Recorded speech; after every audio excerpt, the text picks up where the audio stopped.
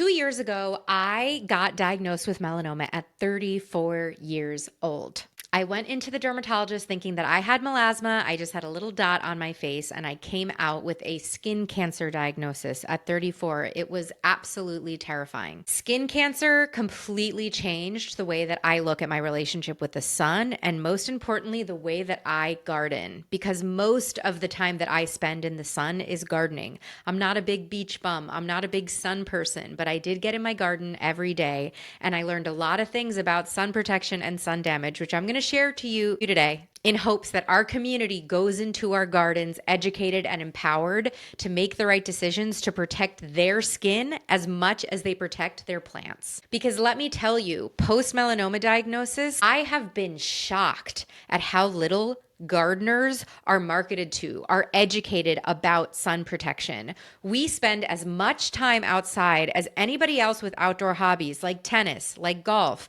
like fishing. They all get lines of UPF clothing specifically designed for them. SPF companies do tons of money on marketing towards these different outdoor hobbies, yet gardeners are overlooked.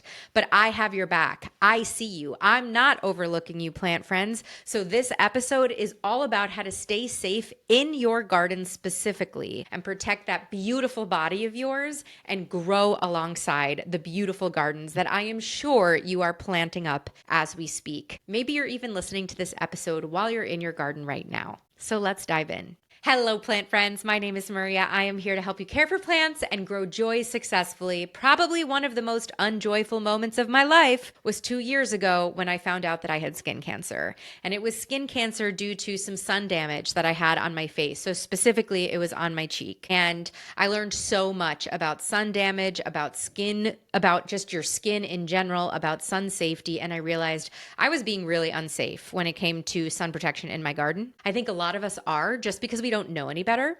And so today, I really want to make sure that by the end of this episode, you know everything you need to know to have the most safe and successful, not just this season in your garden, but lifetime in your garden, right? Gardening is a lifetime hobby. And when you realize that sun exposure and sun damage is cumulative, that lifetime, all of a sudden those minutes start adding up. So I'm really excited to give you all of the information that I've spent the last 2 years since my diagnosis and healing journey. I have really dove into sun protection and just your skin in general. And I'm so excited to share everything that I've learned, because I've shared a little bit about my melanoma diagnosis and healing journey on social media, but it's not really something I've talked about on the podcast. And I'm so excited to bring all this information to you today. And I want to give a special thanks to our presenting sponsor of today's episode, Coolabar. They make amazing UPF 50 clothing that has completely changed my life. I found them years ago when I started looking into sun protection. I'm going to talk about it a little bit more later, but I just wanted to give them a thanks for partnering with me on this episode and also supporting the podcast for the entire month of May, which is Melanoma Awareness Month. It means a lot to me. So obviously I had skin cancer. It's a very near and dear moment for me to have this episode for you, but I don't want this episode to be scary. And I also don't want this episode to just be about skin cancer. Sun damage is sun damage, right? Being safe from the sun, is more than just not getting skin cancer. It's just protecting your skin, which is the largest organ in your body. But I do feel like, especially if you're an American listener, which we have many of, skin cancer is one of the top forms of cancer that Americans get diagnosed with, and 1 in 5 of Americans is expected to get it. So I'm really hoping that you listen to this episode and take what I share seriously so that you can avoid, what I went through. Not to say that my melanoma was just from skin damage. A lot of skin cancer is due to sun damage. So let's dive in. So first off, before we talk about damage, I want to talk about skin and how freaking amazing it is. I feel like on this podcast, I'm always talking about how cool plants are, how cool nature is, how cool trees are. Our skin is amazing. It regenerates every 28 days. Did you know that? Our skin regenerates. It is the largest organ in our body. We are covered in an organ. That's crazy. I feel like I knew that my skin was an organ, but when I really sat and thought about it, It's incredible. Our skin helps regulate our body temperature. It helps maintain hydration. It even helps with vitamin D production. It's our body's first defense. It blocks all of the crazy shit in the air blowing around, right? It literally holds our body together, our bones and our muscles and our fat. It's holding our meat sack that's our body all together, right? Without our skin, we'd just be like blobs all over the floor. It is miraculous. It is incredible. And we need to be taking care of it.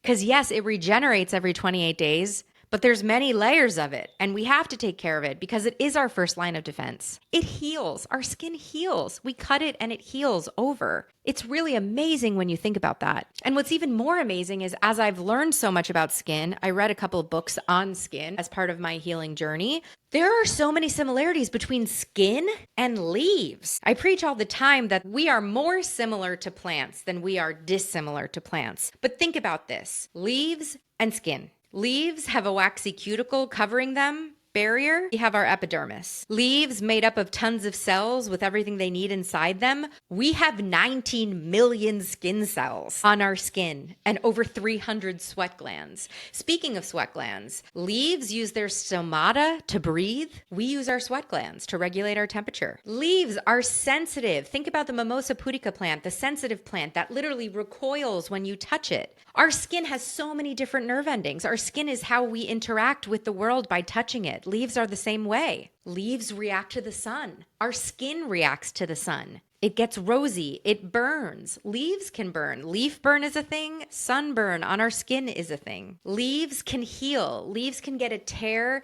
and seal themselves off. We've seen it done before, right? In our gardens. Our skin can literally close itself. I have a 3-inch scar from my eye to my mouth of the scar of taking my melanoma out. You would never know. I did have an amazing plastic surgery, but watching my skin, I got a very large chunk of my cheek taken out with my melanoma. Watching my skin get cut open and seal itself in such a dramatic way was one of the most profound and magical things I've ever seen. And leaves do that too. You can break a stem and duct tape it, and that stem will heal itself. It is incredible. We are incredible. And both leaves and skin are sensitive to light. And as gardeners, we do such a good job making sure that we put our plants in the perfect amount of light, getting sunshades, putting your plants in shade, making sure that they don't get burned.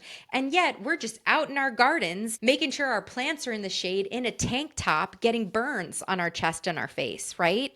We need to take as good care of our skin as we do with our plants, okay? Promise me, plant friends, let's not get scorched. We don't want scorched leaves and we don't want scorched skin. But man, once I really sat with and processed the fact that our skin is our largest organ, and I work so hard to take care of my heart and to take care of my stomach and to take care of my liver, why was I not taking care of my skin in the way that I should be? And when I learned this, I really changed everything. I threw away all of my makeup and I got clean beauty. I use clean skincare now. I am so aware of what gets absorbed. Your skin, because it's your largest organ, it absorbs what you put on it, right? And now I am also neurotic about taking care of my skin. So now that we've celebrated skin thoroughly, I love you, skin. You're amazing. Let's talk about sun damage and the damage that happens to our skin from it. So first off, sun damage is cumulative. I didn't quite realize this. So I think with the tennis players and the golfers and the fishermen, they know, okay, I'm going to go play tennis for 2 hours. I better put sunscreen on because I'm going to go be exposed to the sun in a very dramatic way for an extended period of time. Yeah, okay. I go to the beach for the day. I know I got to put sunscreen on when I'm at the beach. But if you're a gardener and you're going out in your garden every morning for 15 minutes to go water, you might think, oh, I don't have to put sunscreen on. It's only 15 minutes. I don't get burned, right? No, because sun damage is cumulative. So if you're going out every day for 15 minutes, that can be cumulative. I never spent more than an hour in my garden, really. On my balcony, I had a little grow bag garden, right? But every morning I was going outside, no sunscreen on, no protective gear on, no hat to water my plants and go inside because I didn't think 10 or 15 minutes would hurt, but it really can. So understand that sun damage can be cumulative. Also, you don't have to burn to get sun damage. So if you have had one really bad burn in your lifetime, you are more susceptible to getting skin cancer, but you can get sun damage not by getting a sunburn, right? So it's sun exposure. So I think as gardeners, we're left out of the mix because we're not really considered, oh, it's just 15 minutes here or 20 minutes there. But because we're gardeners and we're in our routine and we're going in our gardens every day, we're still building up a lot of exposure to the sun. So let's dive into sun protection strategies, specifically for gardeners, right? So when it comes to sun protection, the first thing people are going to think is, yes, go put sunscreen on. I agree. Sunscreen is amazing. And I've thought long and hard about how I want to talk about sunscreen today because I have mixed opinions about sunscreen. And also sunscreen is a very controversial topic because some people only believe that you should have mineral sunscreen. Some people only believe that you should have chemical sunscreen. Some people don't believe in sunscreen at all. I've heard it from everyone. And I'm not here to tell you what to do. I'm here to give you all of the information that you need to make the right decision for you and your body. What I will tell you is you must be protecting your skin. How you do it is up to you, and we're going to go over a lot of different options. Over the last 2 years, I have tried probably every sunscreen in the book, both mineral and chemical. And what I have really learned is that I don't like sunscreen. I wear sunscreen. I put sunscreen on my face every single day. But what I have found specifically for my gardening hobby is that putting sunscreen on my whole body every day to go out into my garden for 15, 20 minutes is not really sustainable, and it's really hard to achieve. Personally, I have found the UPF clothing route to be so much more sustainable, easy, effective, and I just can't get out of my head that our skin is the largest organism. Sorry, our skin is our largest organ and it absorbs what we put on it. And because I really shifted over to clean beauty, it's hard for me to wrap my head around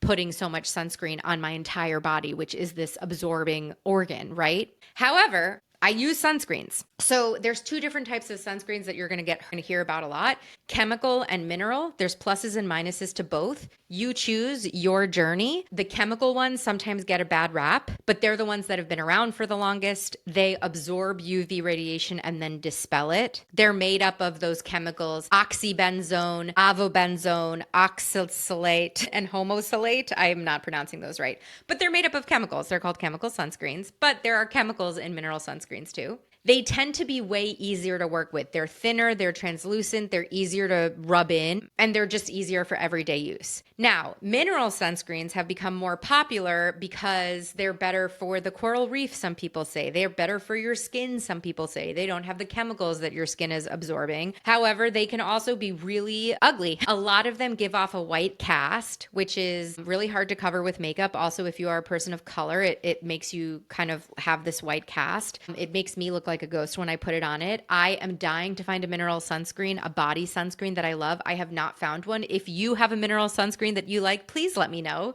Please write me. I feel like I've tried every single one in the book and I haven't quite found one that I like, but it's got that zinc oxide and that titanium dioxide, which the mineral sunscreens are like a shield. So it like reflects the sun. So like I said, like number one, live your truth, pick whichever sunscreen you want to use or whether you want to go one of the alternative routes. My opinion is on a day-to-day basis, I try and use UPF clothing and hats more than sunscreen, but I do put sunscreen on my face every single day. Like I said, I've shifted to clean beauty and I wanted to share a couple of the brands that I use. I found that in order to achieve everyday sunscreen, I have to wear a tinted SPF. I wear a little bit of makeup most days because I record and I'm on camera and I don't like putting on an SPF and then my makeup. So I do a tinted SPF. The one that I use every day, like my day-to-day tinted SPF is by RMS Beauty. About 80% of my makeup is by RMS Beauty. I absolutely love this brand. And it's called Sun Cover Up Tint, Super Tint. It's SPF 50. It's a mineral sunscreen. I find the tinted mineral sunscreens are easier because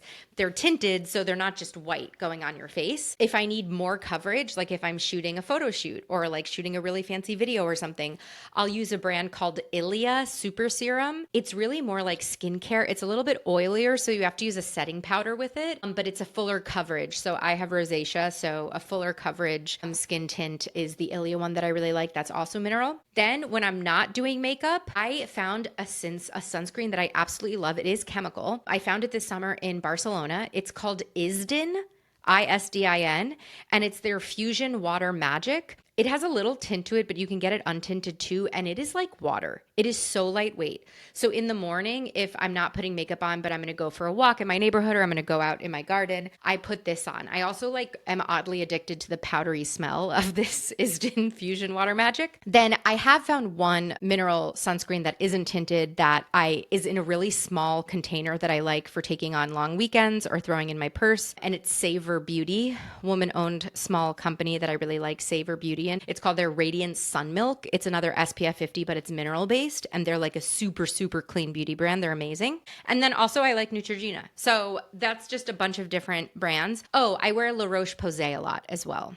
So those are a couple of sunscreen brands that I like. They really span the gamut of price point, availability. Some of them you can get in your CVS or Duane Reade. Some you have to order online, like Savor Beauty from their website. I'll make sure they're all linked in the blog. I don't have affiliate relationships with any of these people. They're just all the brands that I really like. So sorry, I don't have any coupon codes for you, but I'll definitely put links. But anyway, sunscreen tends to be the biggest thing for sun protection. But what I have found in my journey is UPF clothing is the way to go. I want to talk about clothing. I want to talk about hats and why the baseball hat is the worst thing you could do for your garden. I want to talk about timing, UV index, all of those things. But before we dive into that, I want to take a quick thanks to our presenting sponsor, my favorite UPF clothing brand, Coolabar. And I really want to thank Coolabar. I pitched them on supporting the podcast this month for Melanoma Awareness Month. I told them how I feel like gardeners are not sold to, that we need products specifically for our hobby. And they really seem to be very open to supporting gardeners by supporting me with a bunch of content that I made on social media, by being the presenting sponsor of this podcast. But really, I've known about Coolabar for several years since I began my sun protection journey because, in my opinion, they make the cutest, comfiest UV protective clothing. And I've experimented with a lot of different products of theirs, a lot of different materials of theirs that I want to let you know about that I think are perfect for your garden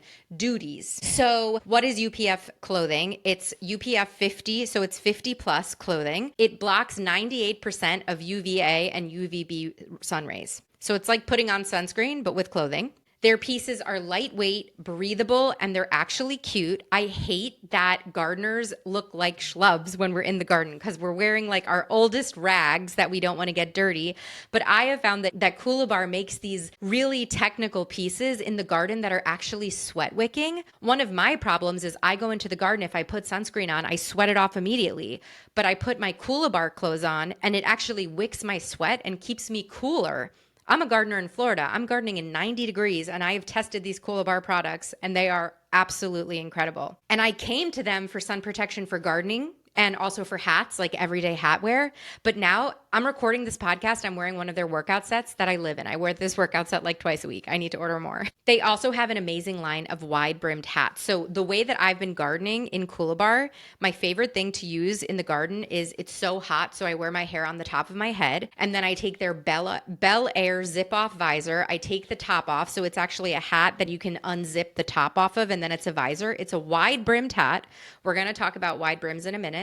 And it's a visor that I just pop on my head and then I have my ponytail popping out the bottom. It's a soft material. It's denim, so it looks so cute and it keeps my face really protected. You can see it on my Instagram. And then I've tried Coolabar's different materials and I think that their Activathon material is the best material for gardening because it's sweat wicking and cooling. So I wear their Devi long sleeve fitness tee in the garden almost every day. I love that it's crew neck, so it gives my chest coverage. It's long sleeves. It has thumb holes, so you can put your thumbs in it and then you can put your gardening gloves right on top. I have one that's bright pink, but they come in a wide variety of colors. And it really keeps me cool. I'm gardening in 90 degrees sometimes, and it's actually more comfortable to wear this long sleeve UPF shirt than it is to be like in a tank top because you're so sweaty. It like actually captures your sweat and like keeps it off your body. So the Devi long sleeve tee and the Bel Air visor are my two favorites, but they have such a wide variety of stuff online and they're committed to getting gardeners in their clothing this summer. So they're going to give you 25% off. So go to coolabar.com, that's COOLIBAR.com, and use code GROWINGJOY25 for 25% off of sun protection on your own. You can get their wide brimmed hats, you can get their sets, you can get their long sleeve shirts. They have so many different varieties. And also if you're going on vacation, they have like really chic clothes for a vacation getaway that are super lightweight. So anyway, thank you Coolabar for seeing us and supporting us. Okay, so when it comes to UPF clothing, I keep a UPF crew neck long sleeve shirt and a hat by the door at all times. We're going to talk about this a little more, but it's all about the long sleeve shirts. I love not having to put sunscreen all up and down my arms and my chest. I don't know why. I just don't like the way it feels. I'll do it when I need to, but I would much rather just put on a long sleeve UPF shirt. No matter what brand you're using, no matter where you're buying, if you're thrifting, if you're buying it on Coolabar, if you're, wherever, just look for sweat wicking technology, because obviously when you're in the garden, you're baking in the sun, you're going to be sweaty. And when you're in those long sleeve cotton things, it's like they get so damp and it's so disgusting. No, get sweat wicking material for the garden. Also, I don't know, I feel like that sweat wicking material tends to wash really well in the washing machine. So after you've sweat in it, and there's probably dirt on it, you can wash it really easily. Okay, the biggest thing I learned, and if you take anything away from this episode, I need you to take this away. You should not wear a baseball hat in the garden, okay? When we look at where my melanoma is on my face, it is in the danger zone for a baseball cap. So a baseball cap, the shade that it gives on your face it does not cover your whole face. It does not protect your whole face from the sun. If you look at yourself in a baseball cap in the sun, you're going to see the shade it casts on your face. Your cheeks are going to be exposed. And my melanoma was on the exposed aspect of my cheek that was not getting sun coverage from a baseball cap. So I only wear baseball caps almost for fashion now, or if I'm going out to an event for a very short period of time. When I'm in the garden, I'm wearing a wide-brimmed hat that's going to cover my whole face, okay? Wear a wide-brimmed hat in the garden. Your face will thank you for it. Also, they make hats that have neck and ear coverage, because skin cancer can get found on the back of your neck, your ears, and your face. That's where you get a lot of sun damage. So Coolabar, so you're going to want to look for a hat that has the cascading neck protection as well if you're in the garden. And if you do want to wear a t-shirt in the garden, get the neck protection hat with a wide brim.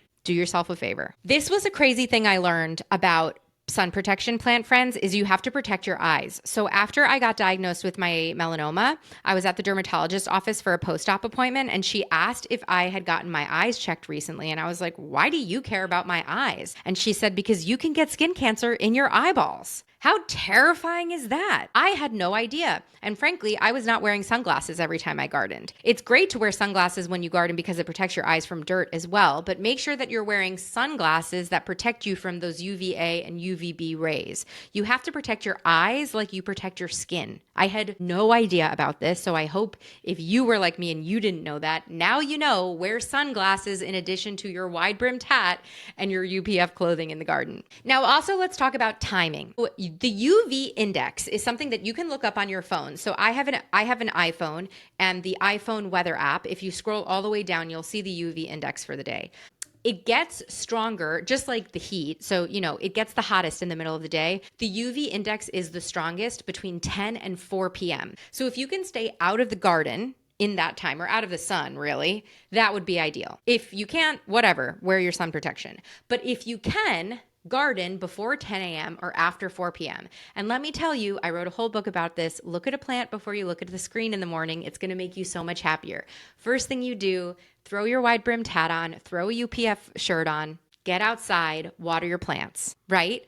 Do it early in the morning. It's also going to be so much cooler. It's going to be so much more comfortable if you get your gardening chores done in the morning. Or use it as a time to unwind at dusk in the garden, right? So try and avoid those peak UV moments in the middle of the day if you can. Frankly, also, it's just going to be cooler and more comfortable. So specifically, some sun protection tips for gardeners that I have just found after 2 years of gardening post-melanoma. I have a set of sun protection gear at every door in my house. So I have a front door and a back door. And at each door, I have a wide-brimmed hat, a UPF shirt, and sunscreen. I have just made it so stupidly easy for me to protect myself every time I go out. I don't want to have to run back into the bedroom to get my SPF. I don't want to search for a hat. I keep it really simple. And that hat is really just the hat at my front door, is the hat that I'm going to wear when I'm in my garden in the front yard. Then I got a separate hat on my lanai. That's the hat that I wear if I go outside. It just keeps things super easy. You want to make this sun protection so easy for you that you're not working and that it just becomes becomes second habit, right? Keep a bottle of sunscreen in your gardening bag, right? So if you go out in the garden and you've weeded for 2 hours and you've sweat all your sunscreen off, it's easy for you to reapply, right? Keep a hat in your greenhouse if you're lucky enough to have a greenhouse. Like, just make this very easy for yourself. I also like to keep sunscreen in my car and a hat in my car at all times. That also is a very easy way for me to, if I, end up going to a dinner where we're sitting outside in the sun, I can run to my car and go get a hat or go have sunscreen. I just like to always be prepared. That's also why I like that Savor Beauty little Sun Milk sunscreen, because it's so small that I have it in my purse so I can use it whenever I need. Whenever I'm kind of surprised. The other thing for gardeners that I think is really important is to hydrate. Our skin is an organ. It needs hydration, and you're sweating in the garden, and it's really easy to get so dehydrated in the garden. So make sure that you're hydrating throughout your growing season. Hydrate like every day. Water your plants, water yourself, but make sure that you're staying hydrated. That's a really important thing for skin health as well. And then I don't know if there's any science back to this, but I take breaks. If I notice that I've been in the garden for too long, or that I've been in the sun for too long, and I'm noticed that my skin is getting a little pinky, that I'm getting a little hot or overheated, I try and go in the shade and take a break and let my skin rest. I don't know if that's real or not, plant friends, but I'm overly sensitive to this, obviously, now that I have a 3-inch scar on my face from skin cancer. You don't have to be so crazy like me, but I am telling you the extent of what I do. So, this summer, as we kick off the gardening season, I love that Melanoma Awareness Month is in May, because May is when we're all really gearing up and getting really focused to spend time in our gardens. But May is also the beginning of the garden season for most of us, right? So it's your opportunity to set yourself up for success and prepare and be thinking about this as you enter your gardening season, because gardening is a lifelong hobby. You get years and years and years of gardening and being outside. How freaking lucky are we that we get to do this? But that also means a lot of exposure to the sun. So start this season and take as good care of your skin as you do with your garden. Spend 1/10 of the time thinking about how you're going to protect your skin and take care of your skin that you do thinking about the layout of your garden and which annuals you're going to pick this year, or what type of vegetables or peppers you're going to grow this year. And you're going to do so well. If I missed anything, I want you to tell me. If you have any tips on sun protection, or if you have any brands, sun protection brands that you really like, please let me know. Like I said, I'm looking for a mineral sunscreen still. Haven't found one that I like. But yeah, it's just been really important for me to create this episode for you. I love you so much, plant friends. It's been amazing as I've shared my melanoma journey on social media, how some of you have gotten checked. Please get your annual skin check. Please, on Melanoma Awareness Month, please go get your skin checked. You should be getting a dermatologist skin check once a year. Make sure. I am so lucky that I caught my melanoma so early. It was like stage 1. It did not advance. It did not go to my lymph nodes. That's when it gets really scary. You have to get your skin checked routinely in order to catch it early. And I'm sorry to say, I have had multiple people who have followed this journey go get their skin checked and then actually find out that they had something that needed to be removed. So go, not to scare you, but go get your skin checked. I'm so proud of those of you who have already taken action because of you've seen the posts. I'm so proud of those of you who are going to go take action after this episode, after listening. I can't wait to see all of the fashion looks that you put out, what wide-brimmed hats you're wearing, what sun protection you're wearing. If you're putting your sunscreen on, please tag me on socials, write me, send me pictures of your sun protective gear. I want to see it. If you're in the market for sun protective gear, please go get it from Coolabar. They've been an amazing partner, partnering and supporting me this month to make a lot of sun protection content for you. You can use their code GrowingJoy25 at coolabar.com for 25% off. I particularly really love that Devi long sleeve tee. And I'm here for you, plant friends. I hope you have the most glorious growing season, and that you are so protected, and that you are so safe, and that you have so much fun in your gardens, because as always, I am here to help you keep growing joy.